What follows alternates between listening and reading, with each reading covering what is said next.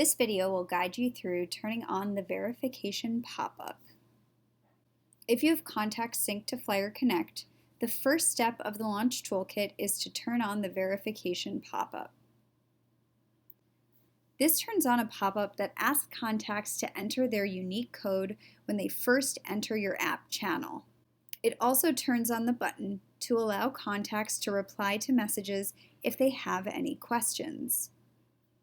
First, go to your school or organization's profile page to turn on the pop-up. Go to the Flyer Connect dashboard. Click App Setup, Schools/Orgs. Click the pencil icon to the right of your school. Scroll down to where it says Verification Pop-up. Select Verification Pop-up. Scroll down and select Save. Here's a preview of how the pop-up will appear on the app. It will match the color of your organization's channel.